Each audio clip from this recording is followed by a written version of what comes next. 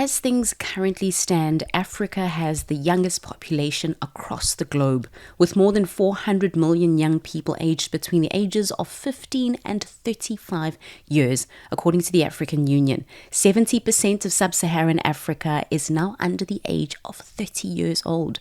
Not only this, but the advancement in trade, the boom in innovation capacity, and even innovation efforts show that possibility looms large in Africa and for Africans. But like anywhere else in the world, and with anyone else, if we are going to embrace this transformation, we must first let go of outdated perspectives about who and what we are, but also what we can do as Africans, and then grab hold of new ways of seeing, new ways of doing, and new ways of being. The ReImagine Africa series is made up of short, sharp conversations about unlearning who we no longer are as Africans and who we no longer choose to show up as, so that we can become who our destiny calls us to be now, today, in this moment. Today's episode then is titled That Brown Skin is Gorgeous. And I love this episode because it speaks about how our beautiful brown skin has been shunned in the past, and how our beautiful brown skin is also something that we can have the tendency of looking down on ourselves as well. But how when we realize it and we step into it and we own it and we embrace it, that beautiful brown skin is one of the best things about us. And that's what this episode speaks about. So please, my beautiful unlearner, enjoy this episode. The Unlearners. Learn, change. Learn, change. The Unlearners. The Unlearners. The Unlearners. Learn, change, grow. Just look at this beautiful brown skin. Now, at which point did brown skin become associated with words like bad or ugly? Now, there are a lot of troubles or problems with that mentality, but one of the biggest ones in my eyes are when people of color start to believe it themselves. Hi there everyone, it's Zanele Njapa, the Unlearning Lady. Welcome to the ReImagine Africa series. So this is a video series that I create to help Africans, whatever that means to you, to come back into their power by introducing a few key mindsets that are important for Africans to unlearn as we relearn becoming Africa the superhero, Africa the superpower we know we can be. So today's mentality is exactly that. The idea that brown skin is associated with being bad or being less than or being inferior in any kind of way.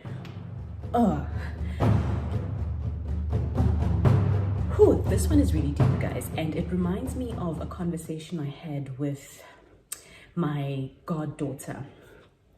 She's the cutest little thing, and she has paler brown skin, so it's a little lighter, something similar to what I have. And we were having a conversation about skin color, and I said to her, after she'd made a comment, I said to her, you know what? All the shades of brown are beautiful, and brown skin is gorgeous. And she said to me, you know what, Zanele, I didn't know that. And I thought, isn't that interesting that you would have to even know that unless you were taught otherwise?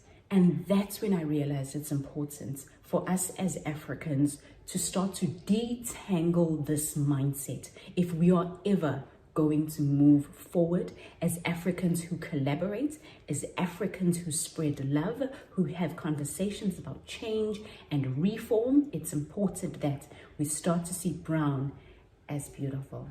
Welcome to the second episode of ReImagine Africa.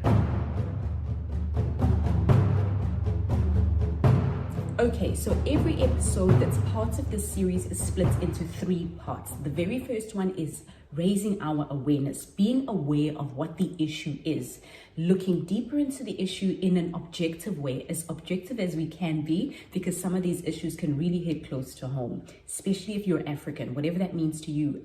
African with brown skin, African with skin that isn't brown, it doesn't matter. If you're African, this series is for you. Part 1 is always about raising awareness. Part 2 is about action. What can we do? What's the change? What's the thing we need to relearn? And then we end off with 3, keeping it going. What are the things we can do to keep it consistent? What are the things we can do to make sure we're always moving with this change in mentality? Because a change in mentality is really, in essence, a change in behavior. And behavior change is never really easy, but it's something we need to do if we know we deserve better. So let's get started. Number 1, raising our awareness. Goodness gracious me. One of the ways we can raise awareness around this is to ask the questions of when it happens. When have you been in situations where you felt like your brown skin or someone else's brown skin makes them less than in any way, or is not as beautiful as something else? Now, this is not an opportunity for you to judge yourself or to judge others. Let me say that again. This is not an opportunity for you to judge yourself or to judge others. This is an opportunity for you to self-reflect, to be a little bit more introspective about where this is coming from and how you can work through it. Because remember, as Africans, we need to work together to unravel these mindsets. So awareness is really that. You can ask yourself the questions: when has it happened? When have I noticed it? How does it make me feel when I come across this? And also, what's the cost? What is it worth really to have this mentality or this idea? And what do I stand to gain from harboring, carrying this mentality, and then unlearning it? What are some of the benefits that come to me as an individual when I start to break out of the shackles of seeing my brown skin as less than beautiful and gorgeous and godly? Okay, so I got a bit passionate there, but that's the point. Okay, so we move away from awareness then, and let's come to the second one. Action, action, action. So with this one, what I suggest we relearn is 2 things. We need to relearn 1, educating others, but also embracing ourselves. Now, let me explain. The first one is educating. Think about the example I shared with you a little bit earlier on about my goddaughter and how I had a conversation with her that really was an eye-opener for her as someone who found herself in a very tricky situation, especially around her thoughts on brown skin. So the first one is educating. And educating could be opening up your experiences to people who may not be aware that people are experiencing what you are experiencing. Or even if you're on the other side of that, then it could be allowing yourself to be educated. Open yourself up to learning about experiences from people with brown skin and what that feels like and what that looks like, and when they've been in situations where they've had to feel that or go through it, and then also have conversations around how you can move forward together with those mentalities and with that education in mind. And then the second part of really the action is embracing. And goodness, this one is possibly the most important one, but it's the biggest work I find is needed to be done for people with brown skin like myself, is to embrace. And this embracing, obviously, one of the ways that it becomes something that's difficult is when your context doesn't allow it. When your context is saying that brown skin is bad or brown skin is ugly, it becomes even harder for you to embrace it. But this is what I want to challenge all of my beautiful brown skin people to do, to embrace that beautiful, beautiful sun-kissed skin of yours. So that's the second part of action. So challenge yourself to do those 2 things: educate and embrace. Now, the last part of these videos as part of the series is always keeping it going. What are the things that we can do so that it's always something that keeps going on and on and on, and it's a change that lasts? And that is the very last thing that we can do to keep it going is be billboards. Now, I always use this concept when I speak to teams that I work with consistently, is be a billboard of the change. Don't just educate, don't just embrace, but live live the change, because the best way, they say, to teach people something is to be the example. And that's the best way we can change the narrative around our brown skin and what it means, what it can achieve, and what it represents to us and for us, is to be a billboard. And this is not just for people with brown skin, but those of us who are African and don't have brown skin. We all need to be billboards in the way that we speak, in the way that we act, and in the way that we behave, which is similar to acting. But it's all about how we carry ourselves that will preach the narrative of brown skin being beautiful, being worthy of love, and being worthy of being embraced. And so that's the way that we can keep this going. This mentality mustn't die, because if we just do the actions once off, then the mentality won't be unlearned. It will just be something that's cute every now and again, but it won't last.